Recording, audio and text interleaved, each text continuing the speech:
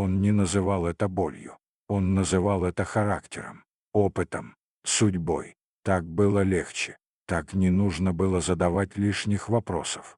Боль сопровождала его давно. Она не была острой, скорее привычной, фоновой, как старая травма, о которой вспоминаешь только при смене погоды. Он просыпался с ней, жил рядом, принимал решения, не замечая, что почти каждая из них учитывает ее присутствие. Иногда ему казалось, что боль — это единственное, что в нем по-настоящему стабильно. Все остальное менялось. Люди уходили, обстоятельства сдвигались, смыслы пересматривались, а боль оставалась. И со временем она перестала быть врагом. Она стала ориентиром. Через нее он понимал, кто он есть.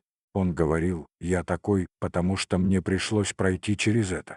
Меня сформировало страдание. Без этого я был бы другим». И в этих словах была правда. Но не вся. Боль действительно формирует, но она также привязывает. Она дает идентичность, когда других опор нет. Когда человек долго живет с болью, она перестает быть ощущением. Она становится историей. Историей о себе. Он знал, как рассказывать ее. Знал, где сделать паузу, где подчеркнуть тяжесть, где вызвать сочувствие или уважение. Иногда он сам верил в эту историю. Иногда прятался за ней. Потому что если убрать боль, оставался вопрос: а что тогда? Кто он, если перестать быть тем, кто выжил, кто терпел, кто нес? Страдание давало ему чувство глубины, значимости, серьезности. Без него жизнь казалась слишком простой, слишком пустой, слишком неопределенной. Он боялся не боли, он боялся облегчения, потому что облегчение лишало оправданий. С болью можно было не рисковать, не начинать, не доверять, не идти дальше. Боль все объясняла. Она говорила: «Ты не обязан. Тебе и так досталось. Ты имеешь право остановиться». И он соглашался. Со временем он начал замечать, что держится за боль даже тогда, когда она могла бы ослабнуть. Он возвращался к воспоминаниям, которые причиняли, к мыслям, которые ранили, к разговорам, после которых становилось тяжело, как будто без этого что-то внутри теряло форму. Боль стала привычной средой, как темная комната, в которой ты давно живешь и уже знаешь, где стоит мебель. Выходить из нее страшнее, чем оставаться, потому что за дверью неизвестность. Он начал понимать, что страдание дает не только боль, но и вторичную выгоду. Оно освобождает от необходимости меняться, оправдывает страх, поддерживает старую версию себя. Боль говорит: «Ты не можешь иначе». И человек верит. Но однажды он почувствовал усталость. Не от боли, а от постоянного напряжения вокруг нее. Как будто вся жизнь крутилась вокруг раны, которая давно должна была зажить.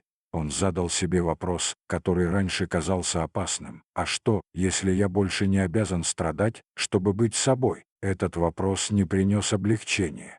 Он принес тревогу. Потому что если боль уйдет, придется выбирать заново. Без оправданий, без привычных ролей. Придется столкнуться с пустым пространством, где раньше было страдание. А пустота пугает сильнее боли. Он понял, что отпускать боль — это не значит обесценивать прошлое. Это значит перестать жить в нем. Он не отрицал то, что с ним произошло.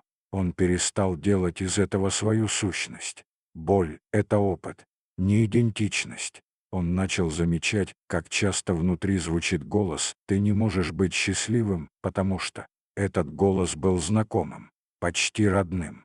Но теперь он начал его различать. Иногда он все еще возвращался к боли, иногда снова держался за нее. Это было привычно. Исцеление не происходит резко. Оно происходит через колебания, через сомнения, через страх потерять себя. Но постепенно он начал чувствовать что-то новое. Не радость, не счастье, пространство. Место, где раньше была только боль, начало освобождаться. И в этом пространстве появились вопросы, на которые нельзя было ответить прошлым. Кто я, если мне не нужно доказывать, что мне было тяжело? Что я выбираю, если не обязан защищаться? Какой я, когда не живу из раны? Ответы не пришли сразу, но они и не были главной целью. Главным стало другое: он понял, что имеет право на жизнь без постоянного страдания. Не как награду, а как естественное состояние. Боль может быть частью пути, но она не обязана быть его смыслом. Он не стал другим человеком, он стал менее связанным. И, возможно, самая тихая форма свободы — это позволить боли остаться в прошлом, не забирая с собой всю твою личность. Потому что ты больше, чем то, что тебя ранило. И жизнь — это не доказательство выживания, а возможность наконец начать жить.